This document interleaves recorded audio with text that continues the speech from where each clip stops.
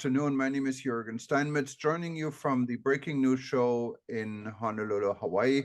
And with me, actually, we have some guests. But first, let me just say Dr. Peter Tarlow is joining us as always from College Station, Texas. We have very little time for the weather, but it's beautiful here. And we're going to hear also how the weather in Cusco is. And hear this from Maria Del Pilla. And I will explain who she is. But Peter, real quick, how's the weather in Texas?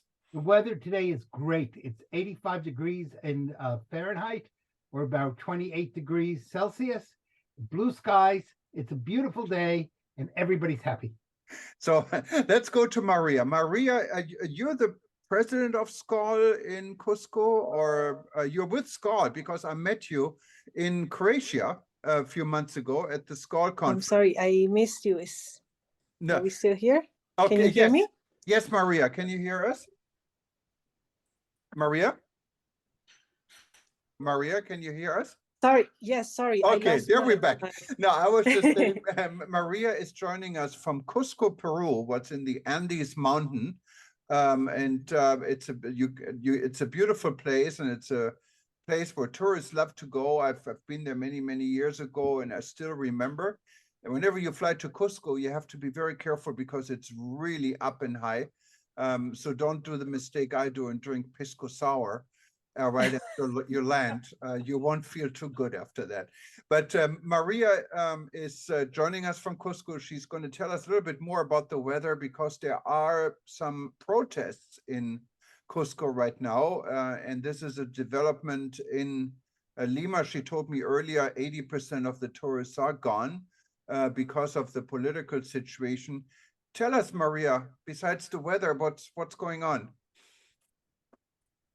Yes, well, today was a very sunny day. Here we are in the middle of our rainy season, which goes from end November until late March. I'm sorry, I did not say hello to all of your audience before. My name is Maria del Pilar, as you mentioned. I am the president of the SKAL International Club here in Cusco. And as you said, we are fortunately having very political issues right now. We have had almost an 80% of cancellations in tourism due to this protest. Today has been a very tough day for us. However, we are still working. We are still trying to keep things safe for our guests coming in. And we want to do our best here. And we really appreciate you giving us this opportunity to let everyone know that here in Cusco, despite all of the things going on, there's still lots of people who work in tourism, and we are trying to help everyone in hospitality so that we can keep our works and keep giving our guests the best experience that they could here in Cusco. No, thank you very much, Maria. And maybe you can give us a little bit of a background. I understand a former president was actually replaced and he's in jail, and there's now another group protesting. It's not quite clear for someone who doesn't live in Peru what's really going on. Yes, unfortunately, ex-President Castillo made a coup in December 7th, and he did not get support from our military. So he was put in jail, and now Dina Boluarte is our new president. She was vice president for Mr. Castillo. So according to our laws, once Castillo was out of power, who had to assume was Dina Boluarte, which was his vice president. So the people protesting are the people who elected for Castillo. They're asking Dina Boluarte to resign and to call for elections, and also that the Congress shuts down. However, what they are asking for is something that is not correct at the moment. They said that Dina Boluarte don't represent them, but she was in their in the list that Castillo had. Right, and she was elected to serve if the president could not serve. She's doing exactly what the Peruvian Constitution says. So exactly, you are 100% correct. The real issue is that it's important to separate the world of tourism from the world of the politics. and make sure that tourists can come. Peru is one of the great tourist countries of the world. I know Peru from top to bottom, and it's fantastic. And we have to figure out ways that people will not be afraid of the political situation, will not interfere with tourism. And I see we have Mr. Valencia here. And Peter, thank you. I wanted to introduce who's joining us, and thank you very much for your time. Is the former Honorable Minister for Peru and Estent, Mr. Roger Valencia. And I think, Honorable Valencia, you're joining us from Cusco. Welcome. Thank you very much. Thank you very much for this invitation and for the opportunity to talk to your viewers all over the world. Thank you so much. Yeah, and we've been talking a little bit, just real quick. I'm joined here by Maria de Pia in Cusco, who I met at the SKAL conference in Croatia a while ago. And we actually sat on the same table, I believe, and had a wonderful dinner. Exactly. And then with me is Dr. Peter Tarlow. He speaks fluent Spanish. He's in College Station, Texas, and also, I think, has done some work in regards to safety security. He's a safety security expert in Peru. I myself, I'm the publisher for Itobo News. We're also doing the breaking news show. It's part of our publication. And I've been to Peru many times. I actually had an office in Peru back in the 80s, even though I don't speak Spanish. I've been to Cusco, and I got sick, and I made the mistake of drinking pisco sour after you get off the plane. What's the wrong thing to do? But it's a wonderful city. But I've been all over Peru. I have many friends in Peru, in different parts of Peru. Actually, one of my German friends, I'm originally from Germany, is married to a Peruvian doctor. They have 2 kids and live in Lima. So everything going on in Peru, it comes very close to me also personally. We want things to be okay in Peru. And maybe you can tell us also in your words, what is going on? We understand the political conflict. We also understand tourism is very important for Peru. How does it play all together? Thank you, Juergen. And thank you for for having such good memories of my country. As you know, Peru is a very diverse and very large country in territorial terms. So things all over the country, it's very difficult to actually talk about whole Peru in many different ways. Number one thing is to understand that the former President Castillo made a really poor government, extremely poor government. And he was plagued by a number of issues, including 7 investigations on misconducting bids, misusing funds, appropriation of funds, etc., etc., etc.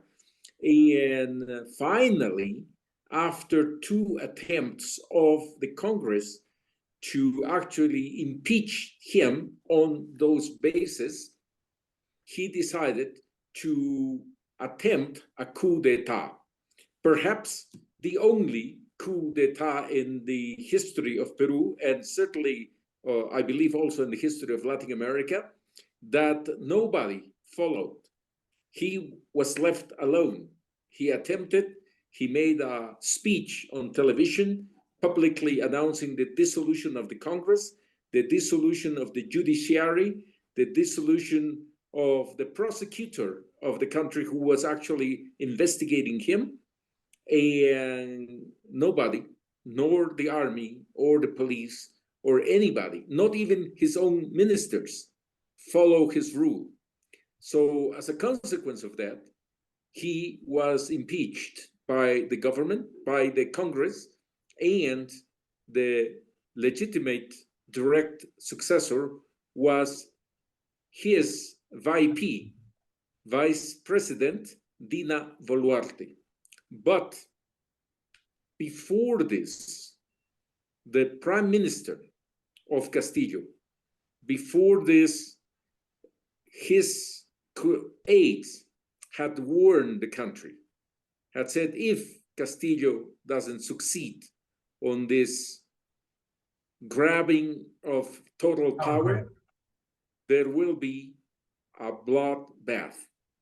Thanks to God, we don't have a bloodbath. We have several casualties to lament, and we have a lot of people who have been injured, particularly in the south of Peru, in the region of Puno. Puno is one of 24 regions of Peru. You know it. It's where the Lake Titicaca is located, right at the border with Bolivia, and in violent riots, which have lasted for 5 days. And after the 5th day, with everything going sort of orderly, at the 5th day, they decided to conclude these riots violently, which has ended into several people that we have to lament died, 27 of them in the city of Juliaca.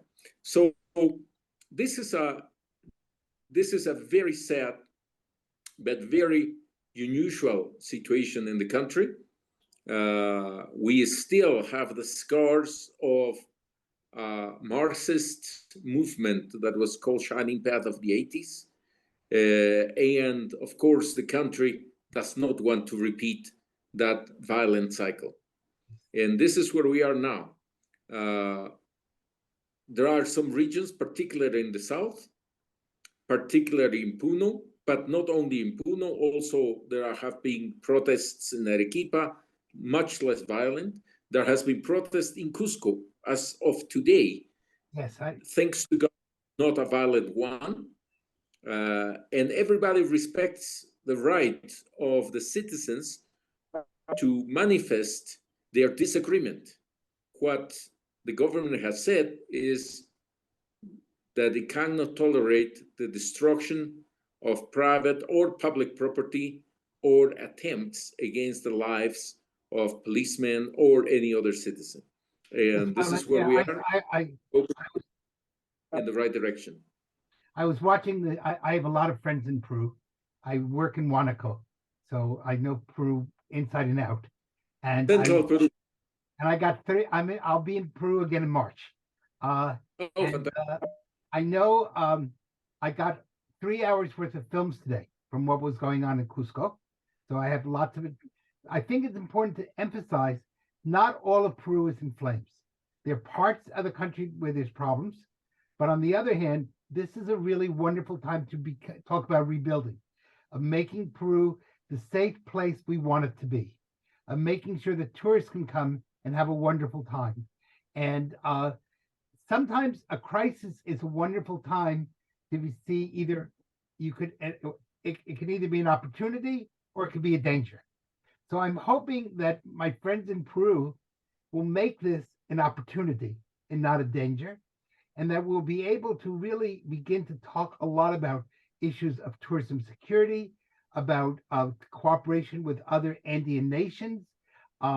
There's certainly been problems in Bolivia also. I work in Santa Cruz in Cochabamba, so I'm well aware of the situation there. But I think the real issue is, how do we work to make Peru back on the tourism map? Because it's a fantastic country. If you haven't been to Peru, you ought to go. I encourage our audience to see it. And it has more wonderful things than almost any country in the world. But we have to get over the problem of the bad information that's now coming out from Peru that's making people afraid to go. So our real issue is, how do we rebuild? How do we go back? Yes. Let's go forward. Let's not go back. Let's go forward. Even better. Very nice. Very well said. I was thinking, how would we go back into the market? But you said it much more clearly. I think that it's very important that to understand that it is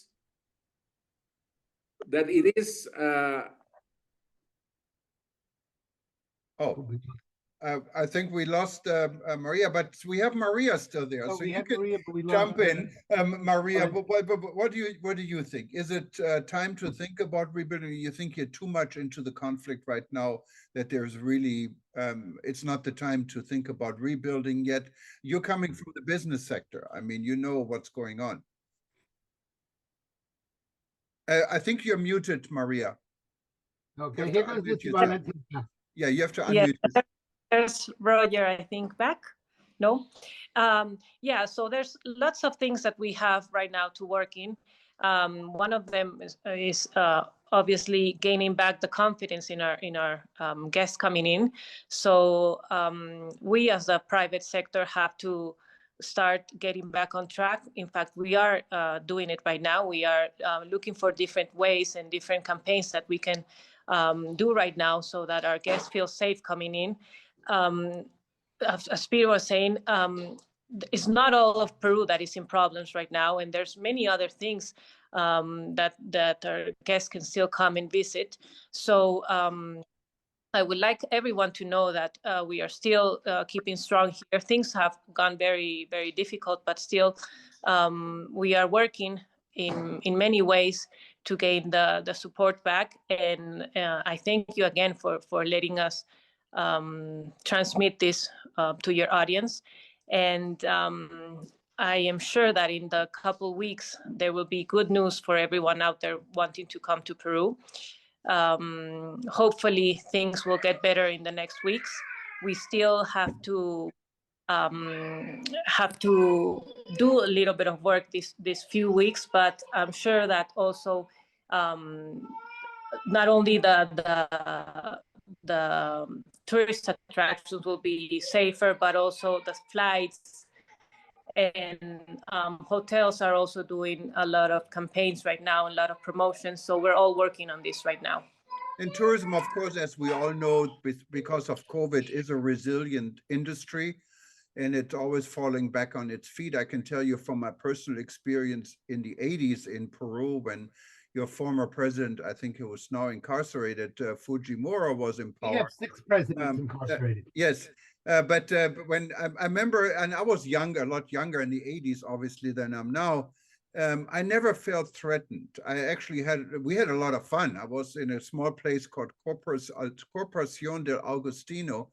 It's not a very wealthy place in Lima, but it was a very fun place. There was a German school also there. And I know we're sneaking through the backyards, trying to find beer and buy beer from places. So no one ever felt threatened. We actually had wonderful parties going on at the same time. So Peru, these situations sometimes come and they go. And that's, I think it's in many countries, South America is altogether is a very positive culture. And so what maybe sounds extremely dramatic in many parts of the world, when you're in the inside, may not all be so dramatic. Or did this change over the years? Yes, Yes, and also I'm sure many of you have heard, but just in December, many of our different attractions had been nominated and actually won first place, like Machu Picchu being named #1 attraction in the world. Also, Cusco was one of the best cities to visit. Many of our restaurants and also chefs have been nominated and won first place. So there's lots of things that tourists really can look forward here in Peru. Despite all the political things, we are all hardworking people. We really are very good with hospitality. So these are things that guests have to look for. And I'm sure that when they come to Peru, they will be surprised on how many things they can take back with good memories from here. Definitely the food. And we have,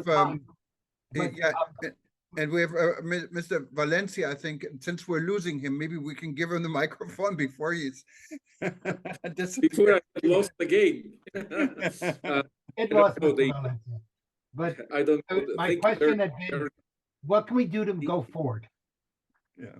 What we do to go forward? The #1 thing is this is a matter of a few weeks' time, because the whole country has to communicate and has to come to agreements which are on the way of being processed. We have a National Agreement Council, which was in session yesterday, and which will come back to session next week. So number one is an agreement to proceed orderly into a governmental change due through elections. That's internal. That's the work we Peruvians have to do. The second thing, which is important, is that the world will understand the diversity of Peru. Peru is extremely diverse. You that have lived in Huánuco know how different Huánuco is within the same region. Yes. Half of Huánuco lays in the Amazonian basin, and the people who live there have different visions, have different understandings, have little common ground with us Andeans. And the same with Cusco and Puerto Maldonado and the coastal people. So Peru is an archipelago of different identities that come together by calling ourselves Peruvians. And so this agreement will generate another wave of stability in the country. Peru, we have to remember, in the 80s was a very poor country. And thanks to a real one generation work of Peruvians, Peru has become a middle income country. Some services, and today we say in Peru, it's not matter whether you are on the right or on the left. Efficiency on the governmental services, quality of life, and a goal, a common goal. Peru is a cradle of civilization. 5,000 years ago, people in Peru were responding to the same questions that humanity has had all over. How to feed your people, how to take care of your elders, how to manage this archipelago of diversity. And the response to it is called today Andean culture. So in a world that has become a global village, Peru has a huge task to add diversity to this global village. So we need to translate ourselves into the contemporary language to add color, to add diversity for the world. And the best way of understanding that is coming and visiting us. So we have our arms open to the travelers of the world to show them not something better or worse, just different. And as Valencia, Juergen said, I want to really have open arms. I really want to encourage you to be planning now for when this particular difficult period ends. One of the things you might want to do is think of Peru as many nations in one nation. So you can get to have multiple experiences all in one country. And that, I think that also kind of separates some of the other problems that you have. I also want to encourage you all to be thinking of new programs to make visitors feel safe. And that means coming up with everything. For example, during the beginning of the riots, there was the problem that tourists couldn't get food. We need to have in the hotels a system so that hotels will always be able to feed visitors, won't be afraid of that. And making sure the world knows that Peru is there, not just to speak, but to do. And that's really essential, that people see new, interesting programs that come through that are going to show that Peru cares and that Peru is going to learn from the experience and make it a better place than it ever was before. That will at least be my hope. No, well, thank you very much, Peter. And Peter, of course, everyone knows, is very much involved in safety, security. He has done safety and security projects all over the world, including Peru. And thanks for your input, Peter. Maria, I know, has to go. She is sitting on pins and needles, and I'm so happy you stayed, because you said you have to go at 20 minutes ago, and you're still smiling. And thank you for this, and I appreciate it. No, thank you. It's been a pleasure seeing you again. I thank you for this opportunity. I want to go ahead and invite all of your audiences to visit us soon. We will keep you noticed if we have any new information to give you, but we are really welcoming everyone with open arms, and we thank this platform. Thank you, Peter, for your input also, and I would love to be in touch with you and work some things together as well. Thank you again. Thank you. Are you in Cusco or Lima? I'm in Cusco. Yes, I'm in Cusco. Okay. I have a lot of friends in Cusco. Next time I'm there, we'll go out for dinner together. Yes, of course. And let's take Juergen out for some pisco sours as well. All right. Well, I can tell you, I'm now so hungry about Peruvian food. We have a wonderful Peruvian restaurant here in Honolulu. And for those that travel to Hawaii, it's right across from our main Walmart and Sam's Club here in downtown. Check it out. I forgot, it's Mama's Kitchen. That's what it's called. So I'm going to go there right now. Do you have Trader Joe's or Whole Foods in Honolulu? We don't have Trader Joe's. We have Trader Joe's every place. But unfortunately, Okay, so, not in our state here. So next time you visit any of them, they have a corn snack called Inca corn, which is from our farm. So if you find it, please take a picture and send it to me. My wife loves Trader Joe's, so I'll make sure. Look for it. I think we should end with a prayer for the people of Peru, that you all go from this state to a much better state, and that peace reigns across the country, and that 2023 started off a little bit difficult, but let's hope it ends on a wonderful note for everyone in Peru. Yes. We are looking forward to that, and I'm sure things will get better in the next couple of weeks. I think there's many people out there that still wants to continue working, and I'm sure we can all together make things good for our country. And I look forward to that. I'm really positive, and I know that this will end soon. And I just hope that our visitors will understand that things aren't as bad as the news says sometimes. They never are. The news always makes it worse. You always have to be a little bit careful of what journalists say, except for Juergen. All right, thank you, guys. All right, and you have a nice evening. you're late, Maria, Maria, stay so safe. go to your next meeting. And Peter, and I have my Inca Cola and my food, and I talk to you soon. Bye-bye. Take care. Okay, Bye-bye. bye-bye.